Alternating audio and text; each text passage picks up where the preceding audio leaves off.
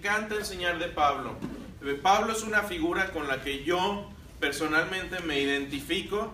Veo muchos rasgos de Pablo y digo, uy, y sobre todo en los errores, porque Pablo no era perfecto. Y vamos a ver algunas cosas de él, pero Pablo fue un hombre que se dejó usar de una manera extraordinaria. Y para entender cómo una persona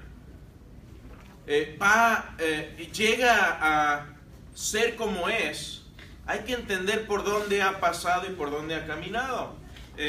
Yo no sé ustedes, por cierto, hoy es la lección 3, que se titula Por Pablo, su vida y enseñanza, su formación y niñez.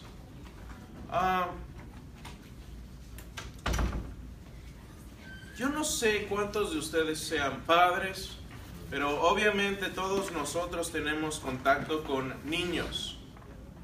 Y los niños son interesantes porque hay algo especial y hay algo único en cada niño. Y cuando vemos inclusive que gemelos que crecieron en el mismo seno familiar, que tienen el mismo ADN, incluso llegan a ser completamente distintos. ¿Alguno de ustedes tiene familia con gemelos o a lo mejor gemelos? ¿Sí? Gemelas. ¿Gemelas? ¿Tienes hermana gemela? Sobrinas. Sobrinas gemelas. ¿Quién más? Que mi cuñada acaba de tener 2 gemelas. Tu cuñada acaba de tener gemelas. ¿Y tú? Primos idénticos. Primos idénticos. Entonces, también. Mis cuñadas son gemelas y tengo unas primas gemelas. Oh, wow, de veras. Yo tengo una cuñada también. Saludos a mi cuñada Karina, se llama también. Y ella es gemela, tiene una hermana gemela. Ya las distingo, pero al principio era difícil. Y aquí tenemos unas gemelas, pero no han llegado. Pero es interesante ver cómo incluso gemelos idénticos son distintos radicalmente en muchos aspectos. Entonces aquí hay algo interesante en cuanto a la forma en que Dios nos ha creado a cada uno de nosotros. Y aquí la pregunta sería, ¿qué tanto es la gente producto de su genética contra producto de su crecimiento y de su ambiente? ¿Se han puesto a pensar? ¿Qué tanto me ha influenciado los genes de mi papá y mi mamá contra lo que he aprendido o contra lo que he vivido en mi ambiente? Y los psicólogos y los psiquiatras se debaten en cuanto a qué tiene más influencia, si es el ambiente o es la genética. No vamos a debatir eso, pero yo les puedo decir por experiencia, tengo 2 hijas, por aquí andaban hace un momento, y les puedo decir que les hemos tratado de dar la misma educación, los mismos valores, la misma disciplina, y el mismo amor a las 2. Pero son totalmente distintas. No podrían ser más diferentes una de la otra. Se llevan bien. Y precisamente yo creo que son tan diferentes que se llevan bien. Pero son muy, muy diferentes. Julieta es un espíritu libre. Le gusta explorar. Le gusta estar afuera. Le gusta conocer gente. Le gusta... es como mi esposa, le gusta la chorcha. Ella, mientras más gente y más amigos y más borlote se arme, más feliz está. La otra es más callada, más se va a su rincón y se queda ahí. Es más pensativa, está pensando todo el tiempo. Siempre se le está ocurriendo algo. Si algo nuevo se le ocurre. Entonces son muy, muy distintas. Y para entender a alguien, tenemos que entender cómo fueron formados. Obviamente Dios nos formó a nosotros. El Salmo 139:13 me gusta porque dice: tú creaste mis entrañas, habla al Señor, me formaste en el vientre de mi madre, te alabo porque soy una creación admirable, tus obras son maravillosas y esto lo sé muy bien. Luego dice, tu protección me envuelve por completo, me cubres con la palma de tu mano. Entonces Dios nos ha creado y nos ha creado también con un propósito. Pregunta de examen. Hoy todos levantan el examen ya. Algunos todavía saben que yo hasta hace poco todavía tenía pesadillas con los exámenes del TEC. Y acabo de saqué una certificación en algo de mi carrera y tuve un examen el viernes.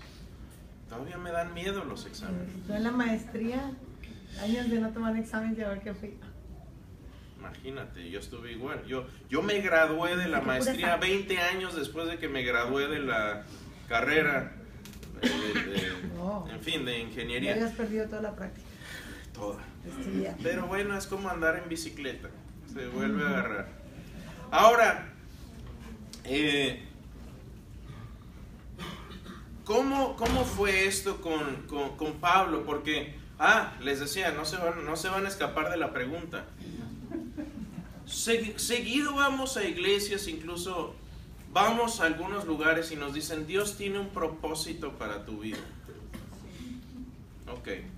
Quiero aclarar eso porque a veces se nos pasa explicar qué es ese propósito y qué tiene que ver. Les pregunto yo a ustedes, ¿cuál es el propósito del ser humano en esta tierra? Somos simplemente como decíamos en la clase, en la serie anterior, somos simplemente un saco de ADN cuyo propósito es reproducir sus genes y morir. ¿Ese es el propósito de la vida? No. Estamos en una caja darwinista donde simplemente, como en un juego de ajedrez, terminamos el juego, se muere el rey, se meten todas las piezas a la caja de madera y se guarda. ¿Es eso? Estamos hechos para que en nuestro funeral digan unas buenas palabras de nosotros, de lo lindo que éramos, y todos regresan a la iglesia a comer pupusas. ¿Cuál es el propósito de la vida del ser humano? Bueno, la palabra dice que somos la sal del mundo, que somos la luz del mundo. Ajá. Somos sal, fuimos creados para bueno, lo principal es pregonar la palabra de Dios, pero si somos sal, le damos el sabor a este mundo en medio de lo bueno y en medio de lo malo, nosotros ser los que clamemos. Ajá. En tanto que aquellos aún no han venido al Señor, a nosotros nos toca. Entonces, una parte de lo que dices, Elsa, es Dios nos creó para compartir la palabra de Dios. Estoy de acuerdo, pero hay más. Esa es una parte, pero hay otra parte importante. Pues para glorificar. Cumplir su voluntad. Pues, Sí, están bien. Exactamente. Hemos sido creados para eso. Yo lo resumo y tengo un cuadro que me hizo mi esposa en mi oficina, porque me lo tengo que recordar seguido cuando estoy trabajando en cosas que no tienen que ver con la escritura. Me hizo mi esposo un cuadro que dice conocer a Dios y darlo a conocer.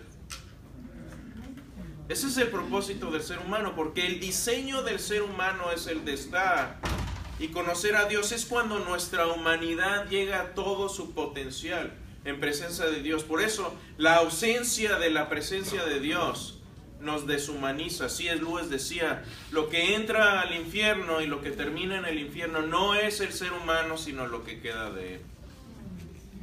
Me recuerdo, si alguna vez vieron la película del Señor de los Anillos, Gollum es una buena representación de eso, porque este es un ser que era un hobbit, un habitante de ese mundo, y cuando él decide hacerse del anillo que tenía un poder maligno, empieza a deshacerse de su humanidad. Obviamente no era humano, pero empieza a deshumanizarse. ¿Por qué?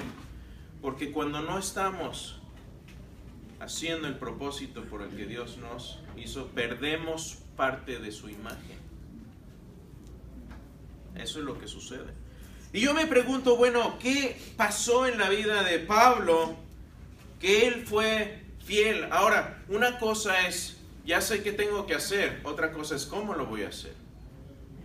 Porque aquí hay muchas profesiones. Uno puede cumplir ese mandato de conocer a Dios y darlo a conocer a través de promoción y medios, o a través de una ingeniería, o a través de la construcción de casas o remodelación de un piso. ¿Por qué? Porque le estamos dando, dice la palabra de Dios, todo lo que hagáis, hacedlo como para el Señor, para su gloria. De hecho, Efesios 2:10 me gusta lo que dice, porque somos hechura suya, hechura de Dios, creados en Cristo Jesús para buenas obras, las cuales Dios dispuso de antemano a fin de que las pongamos en práctica. Entonces somos creados para conocer a Dios y para hacer también buenas obras, para ponerlas en práctica.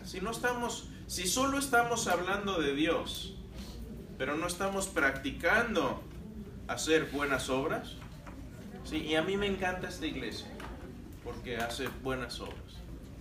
Y yo los he visto a ustedes con las manos literalmente en el lodo para hacer buenas obras. Doy gracias a Dios por eso.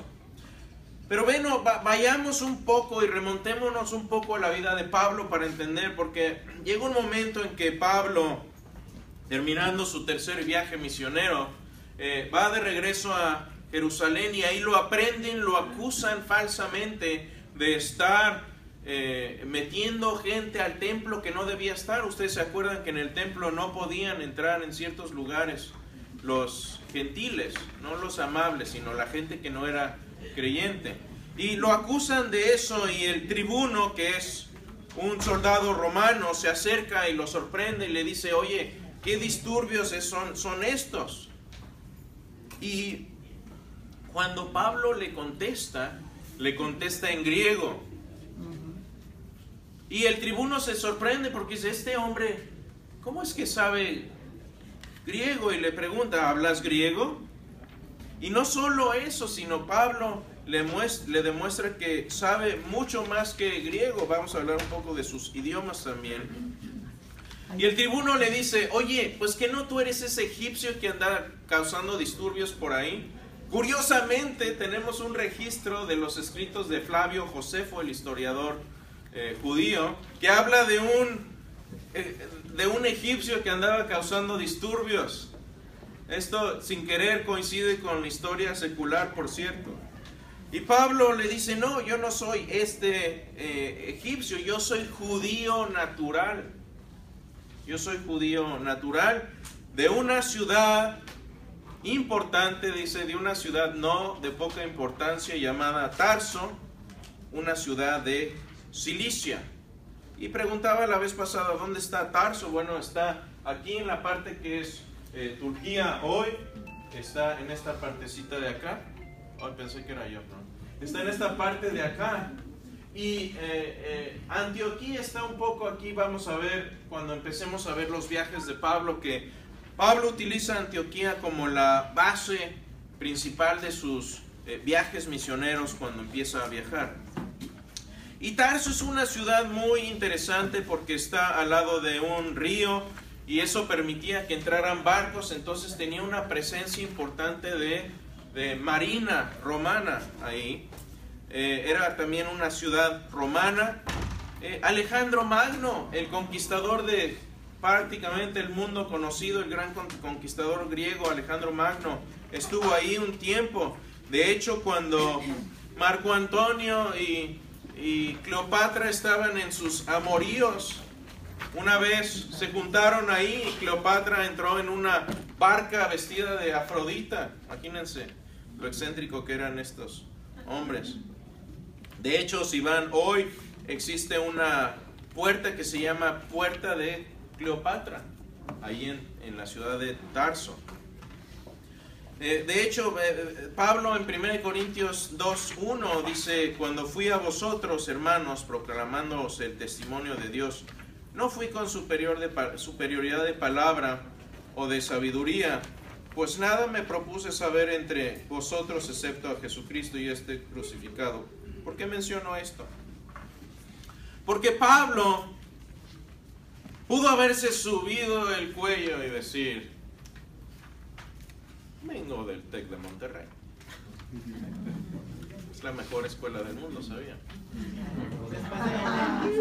Después de la Universidad de Monterrey. Así se hubiera oído. Después de la Te invito a un café luego.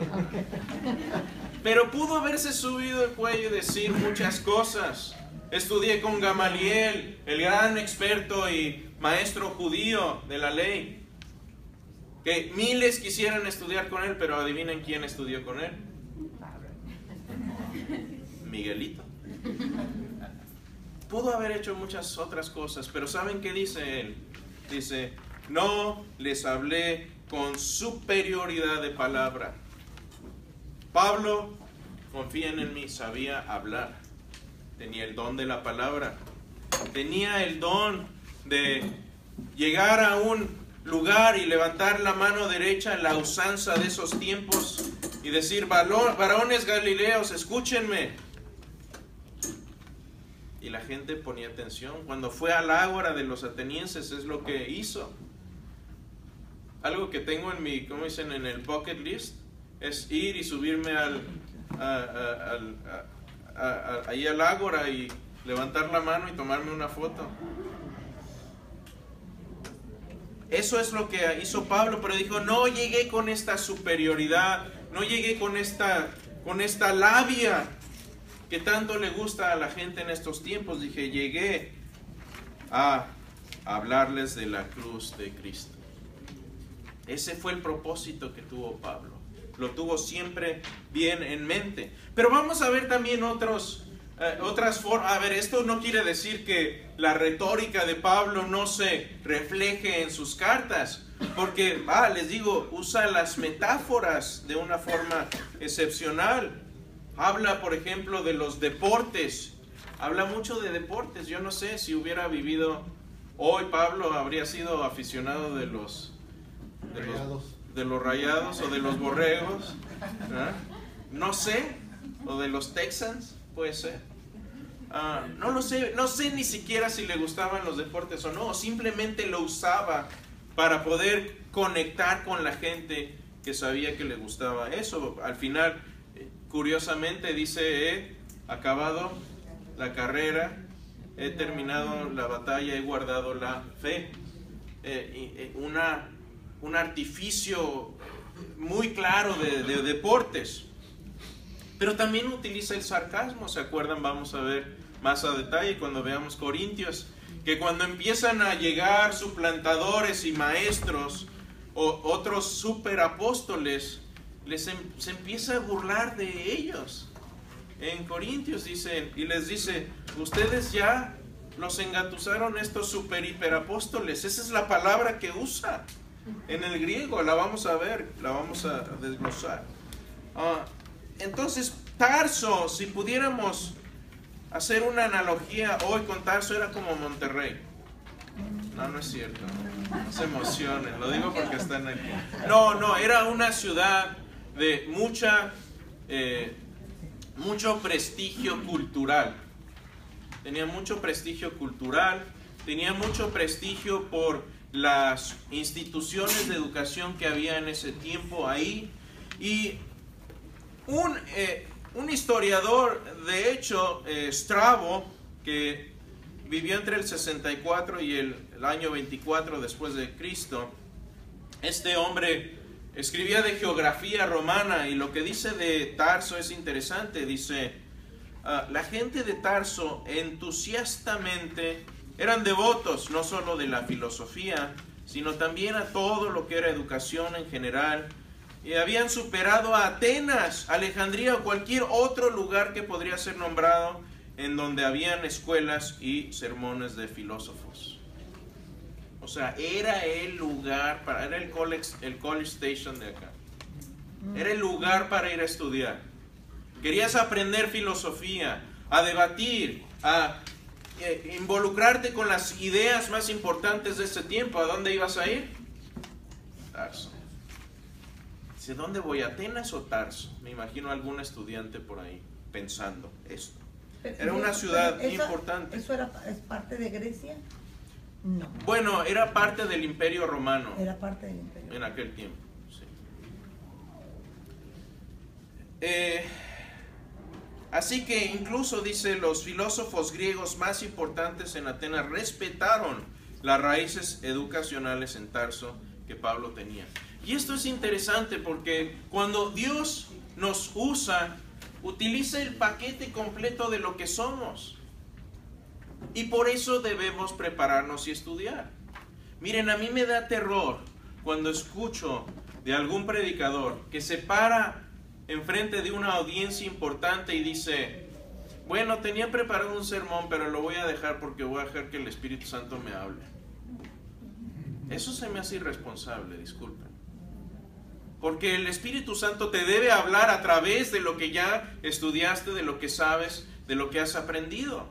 Dios se vale de todo eso para trabajar y dar un mensaje a la gente. Entonces no cometamos el error de decir, no, ¿ya para qué estudio? ¿Para qué? El Espíritu Santo me habla. ¿Sabes qué pasa ¿Ya? con eso? Sí, Ron. Los evangelistas, como viajan mucho, tienen tantos mensajes, ya los tienen acá, los tienen acá. Ajá. Cuando llegan a una iglesia a veces dicen, ¿sabes qué?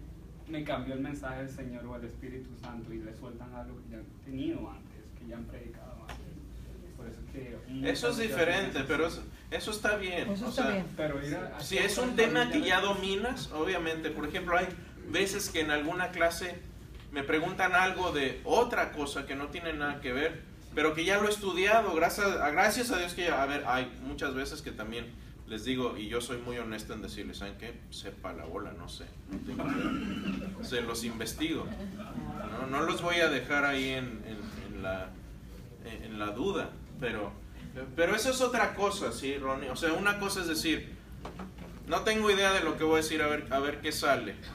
Y lo que sale no es muy bueno a veces. Sí. Paréntesis. Pero Tarso era esta ciudad importante y Pablo se hizo de este conocimiento, de su experiencia, de sus estudios, y lo usó Dios. Esos recursos y esas herramientas que Pablo tenía, Dios las usa para llegar al mundo y a dar a conocer el Evangelio. ¿Qué idiomas hablaba Pablo? Bueno, sabemos que hablaba arameo porque ahí cuando habla con el tribuno le dice, ¿se me permite decirte algo? Y él le dice, ¿sabes griego? Entonces Pablo le dijo, yo de cierto soy hombre judío de Tarso, ciudadano de una ciudad no insignificante de Cilicia, pero te ruego que me permitas hablar con el pueblo. Y cuando él se lo permitió, dice Pablo, estando en pie en las gradas, hizo señal con la mano al pueblo y hecho gran silencio, habló en lengua hebrea. Así que Pablo hablaba arameo, que era el lenguaje hebreo popular de la gente, es lo que hablaba nuestro Señor Jesús. Era políglota, ¿cómo se dice? 4 lenguajes. Políglota. Era políglota. Hablaba obviamente hebreo, porque había estudiado el hebreo formal. Como judío se habría formado en esto. Obviamente el griego lo dominaba al dedillo, ahí sabemos que lo hablaba. Ahora el latín es un poco especulación mía, pero es una especulación con base. Porque yo no me imagino cómo vivir en un imperio romano donde el latín es la lengua franca de ese lugar, Oficial. la lengua oficial, sin hablar por lo menos un poco de latín.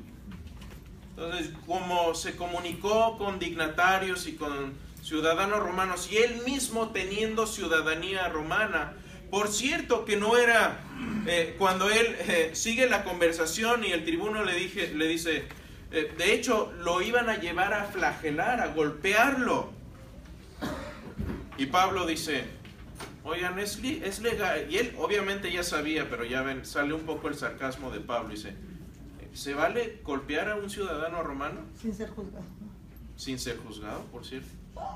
Y le dice el tribuno, ¿eres romano? Sí. Naturalizado. Y le dice, dice, a mí me costó mucho mi ciudadanía, le dice el tribuno, porque había varias formas de hacerte ciudadano romano. Si tenías mucho dinero, podías pagar 500 dracmas, que era un dineral tremendo, para que te dieran una ciudadanía romana. Podías comprar tu ciudadanía, pero casi nadie podía hacerlo. Y Pablo le dice, yo no la compré, yo soy naturalmente romano. ¿Qué quiere decir eso? Que sus padres eran romanos. Dice, a mí no me la compraron, yo soy desde chiquito. Y obviamente ya no le hicieron nada. Vamos a ver de esa historia después, no quiero arruinarla ahorita.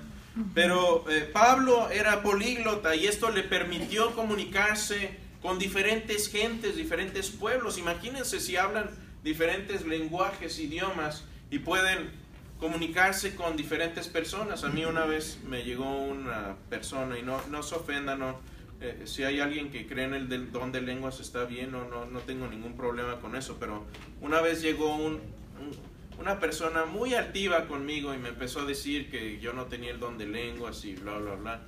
Y le digo, sí tengo el don de lenguas, hablo 3 idiomas bien y entiendo otros 2. Hablo francés desde chico, el inglés lo aprendí en la escuela, nací en México, hablo español, y le cambié al francés y le empecé a hablar en francés. Y se quedó así. Le digo, pues no que tienes el don de lenguas. Digo, pues que no me entiendes.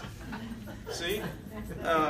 No lo quise ofender, pero llegó con una actitud muy altiva ahí. Y después tuvimos una buena conversación. Esto fue hace años. Casi cuando me convertí, casi como 20 años. Anyway, pasa tiempo rápido. Pero Pablo se vale de estas herramientas para llegar a la gente, para hablar con la gente. Moraleja, aprendamos idiomas. Nunca sabes si te va a servir. Imagínate que te puedas comunicar con una persona en ese momento y compartirle el evangelio. Y se ha dado, Se ha Déjame dado. darte el testimonio de mi suegra. Mi Sí. suegra, pues yo vive aquí, pues ella de inglés nada. Y su hija es misionera y se casó con un misionero y se fue a vivir a Georgia. Y estoy hablando de esto muy ella desde recién casada, mi suegra los van y la visita.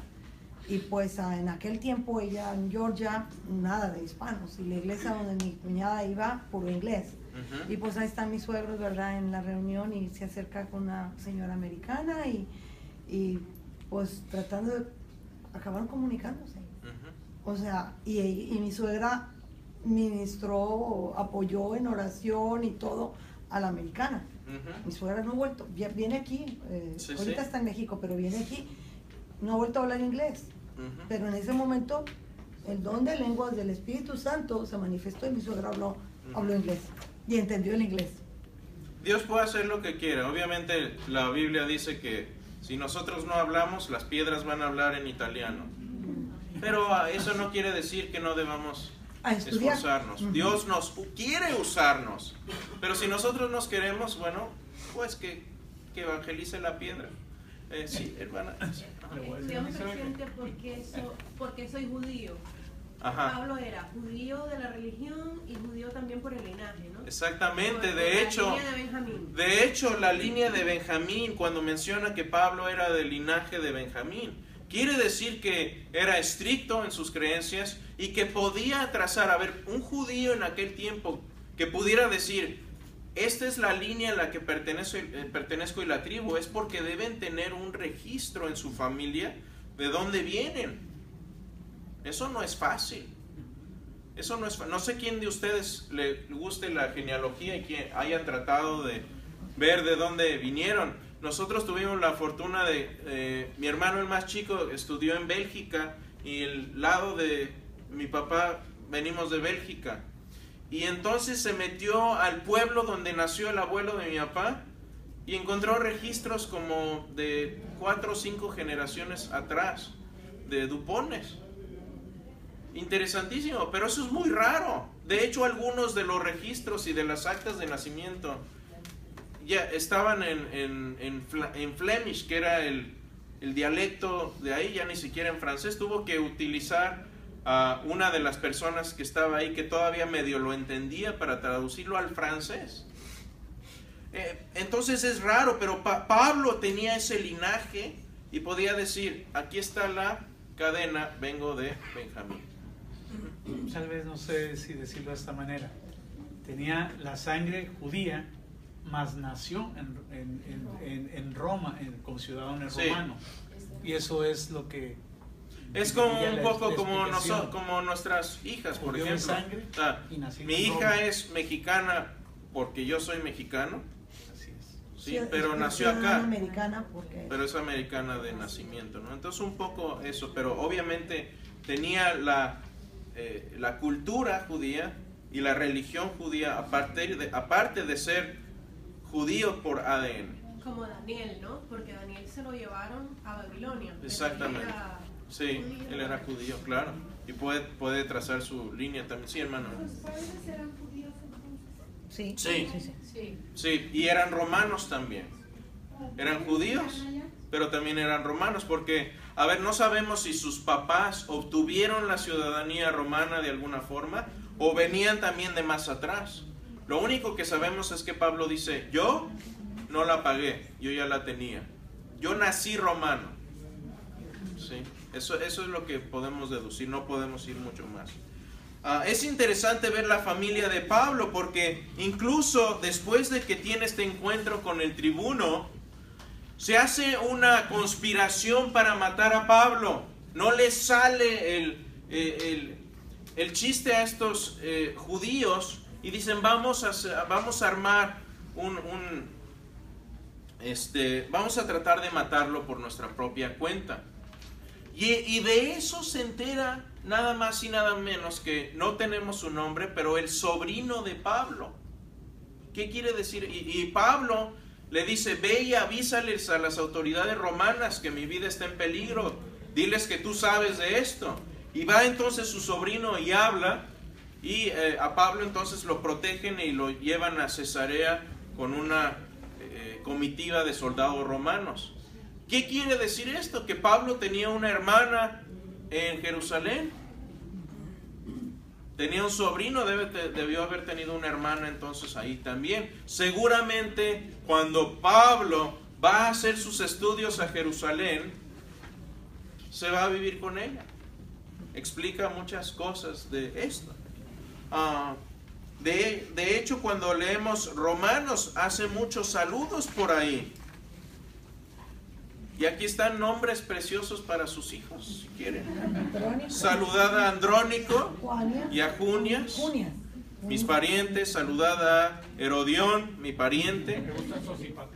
Sosipater, sí. Lucio, Jasón, Sosipater, mis parientes, dice todo esto en Romanos. Y sabemos que tenía al menos una hermana y un sobrino en Hechos 23. Entonces ya hemos armado un poco más del árbol genealógico. Desafortunadamente no nos dice Pablo qué tipo de parientes eran, ¿sí? Si eran primos, si eran, no sé, tíos, etcétera, no lo sabemos.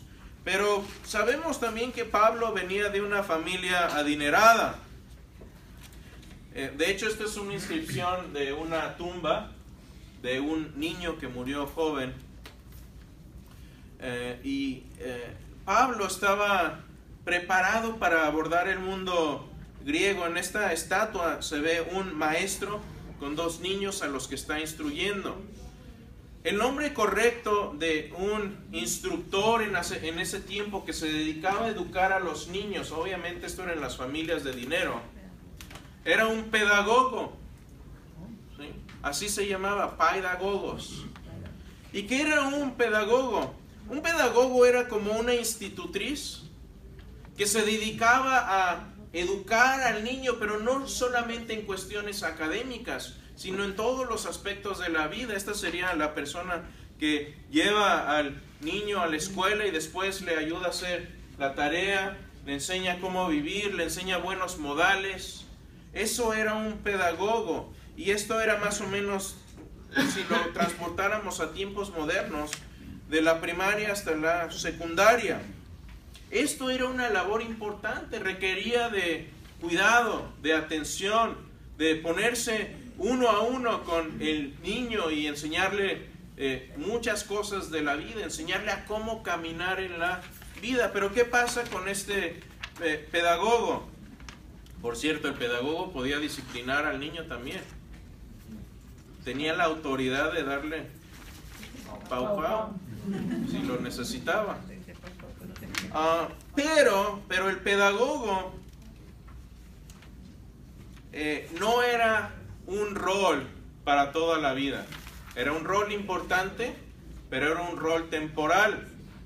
Bueno, Pablo utiliza esta analogía perfectamente en Gálatas 3. En Gálatas 3 dice acerca de la ley. ¿Quieren entender la relación entre la ley y la persona? Aquí va. En Gálatas 3:24 dice: de manera que la ley ha venido a ser nuestro pedagogo. Si tienen varias traducciones distintas, van a haber distintas palabras. La Reina Valera utiliza la palabra ayo. Yo cuando leía eso decía, ¿ayo? ¿Ayo de qué? ¿Qué es un ayo? Eso es como la forma en que tradujeron pedagogos. En la traducción viviente dicen un guía o un tutor, le pusieron entre paréntesis, porque no tenemos una palabra exacta. Entonces dice que la ley fue como este pedagogo cuando éramos niños en la fe, para conducirnos a Cristo a fin de que seamos justificados por la fe. Pero un pedagogo tiene su tiempo limitado en el que hace su influencia en el niño y después se aleja. Esa es la misma analogía que utiliza Pablo acá.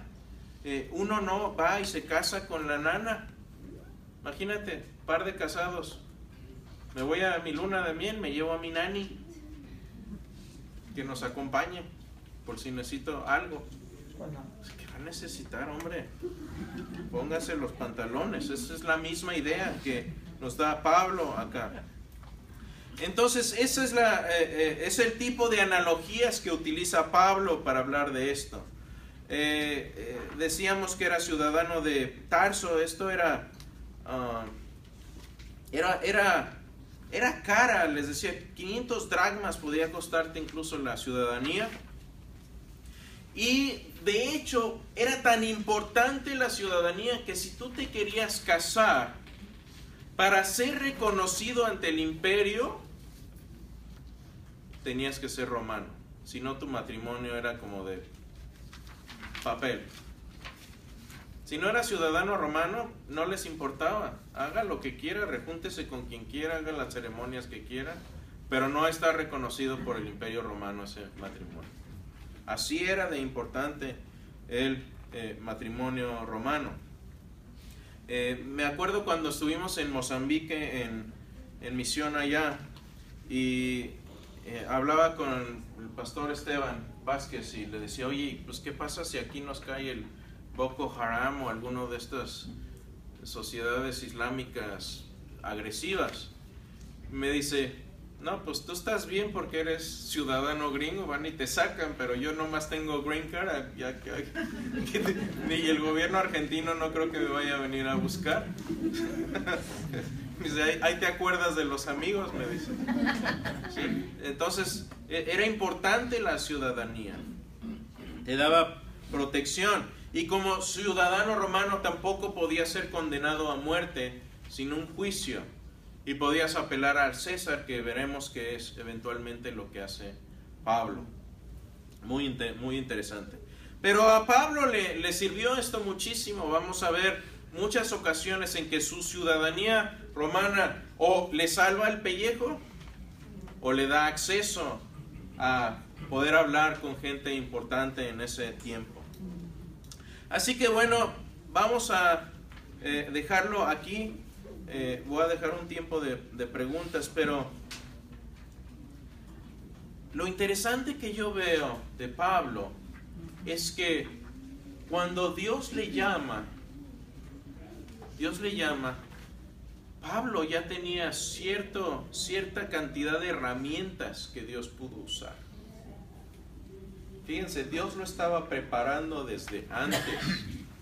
Pablo llamado. Y todo lo que le sucedió hasta ese punto Pablo llamado a ser apóstol. en que Dios le llama a ser apóstol de los gentiles, Pablo ya se había preparado.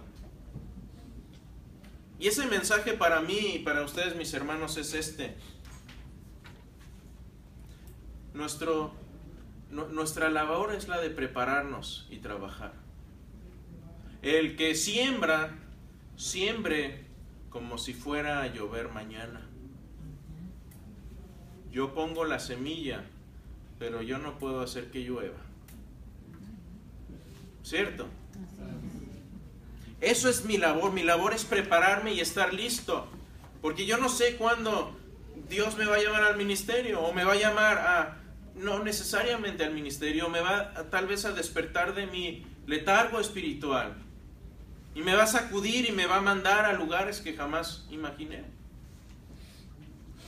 Pero a lo mejor es algo más modesto. Es la persona que se sienta junto a mí en el trabajo. Es el vecino de al lado. Es la persona que está viajando conmigo en el avión o en el... Ese es mi prójimo. ¿Con quién tenemos acceso todos los días? Muchas veces ni siquiera saben que somos cristianos.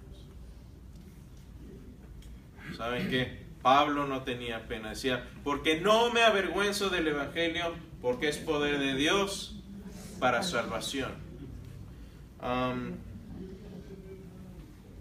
Espero que no se me salgan las lágrimas ahorita, pero acabo de ir a un funeral de un joven ex musulmán que se llamaba Nabil Qureshi. No sé si han oído de él. Su funeral fue aquí en Houston el jueves pasado. Deja una esposa joven y a su hija de 2 años. Este hombre tenía un ministerio tremendo, un verdadero Pablo de tiempos modernos. Estudió en las mejores universidades, estaba haciendo un doctorado en Oxford, un ministerio tremendamente fructífero, llevando a cientos de musulmanes. Pero ¿saben qué pasa? Dios le dijo, ya está tu meta lista. Entra al gozo de tu Señor.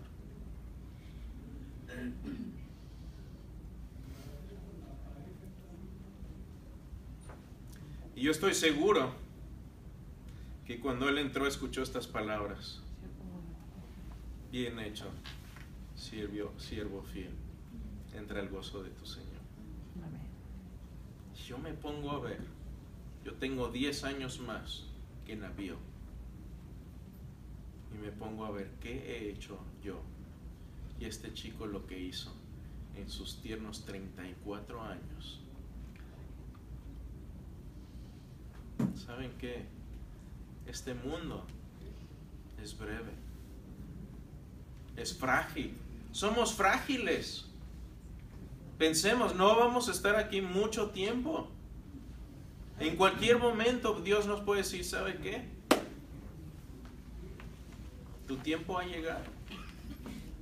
¿Cómo vamos a entrar? Porque yo vi a Nabil grabó videos a través de todo su proceso, en un año, desde que lo diagnosticaron hasta que se fue.